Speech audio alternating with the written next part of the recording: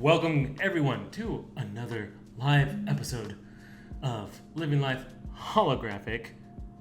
I'm Edo Guy, and I'm with Chiron?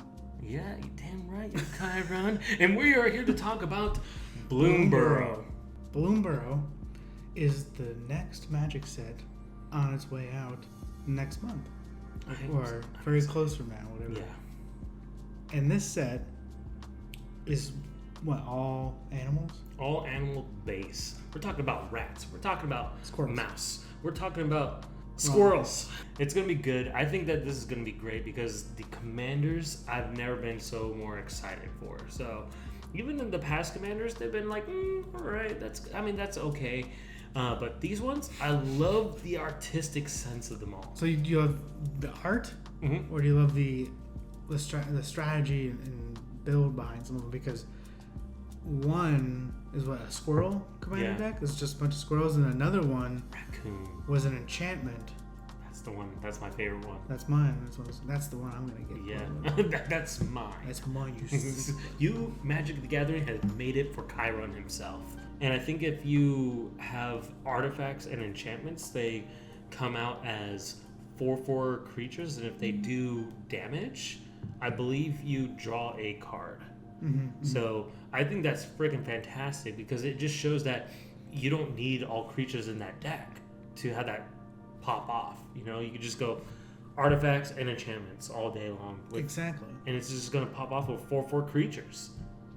So I think, honestly, to me, that fascinates me because, I don't know, I love something that triggers off another trigger, that triggers off another trigger, triggers everywhere. No, you're so into triggers. It's triggering. Really. Yeah. I'm sorry. So, I'm not really sorry. I don't appreciate all the triggers because you're just like your landfall deck that I had the pleasure of playing with recently. It was just like, all right, I play a land and this triggers this, and then you're like, there's too much to keep track of, and everyone's getting mad at you because you're just gaining way more stuff by doing it. Like, all right, I play this, so all my creatures get +1/+1, and plus I get another 2/2 token. Yes. Just by playing a land, then I have the ability to play another land. And then I have the ability to tap this card and get a land from my deck and put it in play. Therefore, I can play basically 2 lands every single turn, which gives me 2/2 tokens. Yeah. Or 2+2 +1/+1 counters. I love your strategy behind it though, because honestly, I got mollywopped. I was done for from the beginning. But Chiron, I loved his strategy because for me, like I love getting crazy about it. I just love just seeing destruction. But I like how he did it. He just went from pointing his finger and he's like, okay, looking for trigger. All right, this one goes over here. Everyone gets +1/+1s. Then we go right here, gain 2 life, token, and you get to choose too. Yeah. So I'm like, oh man, I need to make choices here. A landfall deck, but landfall decks are just filthy. Let's dig into some of the actual cards. Let's go ahead and do that. Do you have a good classic, or at least something that really strikes your fancy, Chiron? Do I? Yeah. Maha. Maha? Is that actually what it is? Maha. It's Feather Knight. That card looks beautiful. If you've seen the border list, it's fantastic. Which is funny. The bird is blue, which throws me off because it's a swamp card. I think it's also an elemental bird, right? He's an elemental bird and he's black. Swamp only. Oh. So it's really weird to see that, but it's a blue creature. Basically, he's a 6/5 with flying and trample. He has a ward for a discard a card. And on top of that, this is the big kicker, creatures your opponents control have base toughness 1. And if that doesn't piss people off, I don't know what will. Nothing's surviving, honestly. Like if you give this creature indestructible or shroud or hexproof in some way, like you don't even need to fight with it. You just have it on the battlefield, so that way everybody's creature has a toughness of 1, and they're all easily destroyable. In that sense, and that is a way to keep people's power down. Yeah, and not only that, all you have to do is just give that thing an enchantment where it also boosts its toughness, and you're set. It's already a 6/5.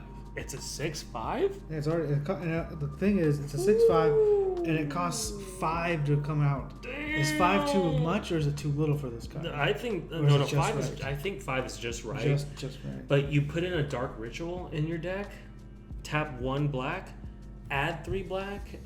You basically get that out like what, turn 2. And I'm gonna let you know, as one of your friends, I will be targeting that thing.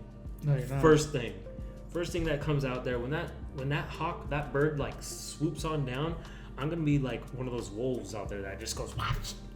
Yeah, I'm just gonna pounce on that thing. This bad boy right here, Bloomburrow, Bellow of the Woods.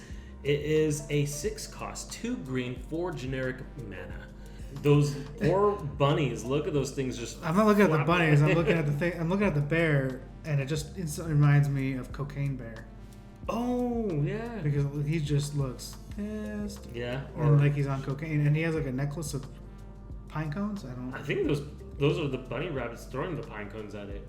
I don't think pine cones is gonna stop that, but okay. But the ability reads as follows. It has vigilance, holy cow, vigilance, and reach. Boomer, Bellow of the Woods, power, and toughness are each equal to the number of lands you control. Landfall. Well, I mean, it doesn't have landfall, but its power goes as follows. It has the second one. When Lumra enters and mill 4 cards, then return all land cards from your graveyard to the battlefield tapped. So what you can do is mill as many cards as you can, play this card, and then just bring back all those lands onto the battlefield.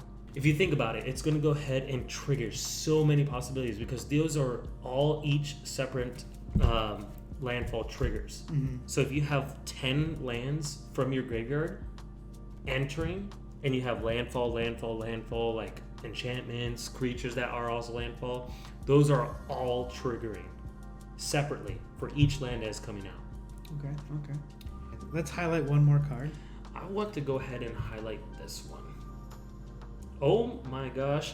Why do I always have to highlight the ones that I cannot pronounce? I'm going to try to pronounce this. Because it's a micey. Is that? It's Mabel. Mabel, heir to Cragflame?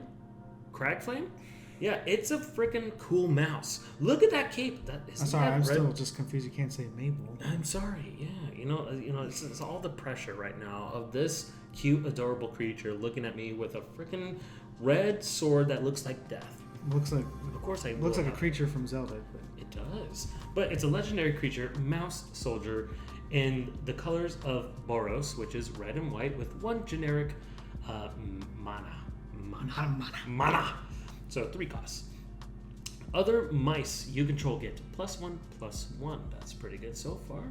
When Mabel, heir of Cragflame, took me first try to get it wrong, enters, create Cragflame, a legendary colorless equipment artifact token with equipped creature gets +1/+1 and has vigilance, trample, and haste with equipped 2.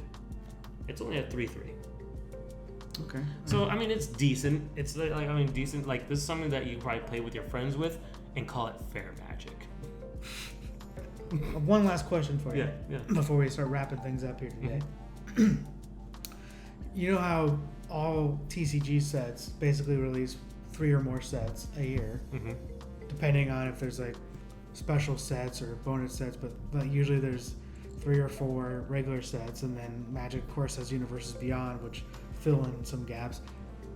Which Assassin's Creed just recently came out, and all of a sudden, Bloomburrow is out pretty quickly. Do you think I like this. they are releasing cards too fast now? All of a sudden, my wallet says yes, and my heart says no.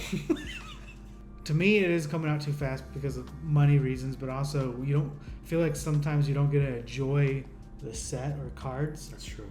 As much as you would want, because by the time you start getting it, the new set has already been announced with all the cards, so you're already looking at the next set. Like you have like a week or two after one set comes out to deal with it before the next set gets like fully released online, so you can see them. This is a question that I feel like we can have a broader conversation about another episode. I would love that. That'd be freaking fantastic. It would be fantastic. But until then, what excites you about Bloomburrow? Are you going to get the set? What card do you love the most? Let us know in the comments below. Follow us on Instagram, Living Life Holographic. Follow us on TikTok, Living Life Holographic. Hit that subscribe, that bell, that like. Please just support a fellow friend. like how you paused on that one. Yes, go ahead and support us because these are what keep the lights on and my friend super Don't touch happy. me. Right? Okay. Yeah. Anyways. The camera's on me right now. Anyway, until next time, guys, live your life Holographic.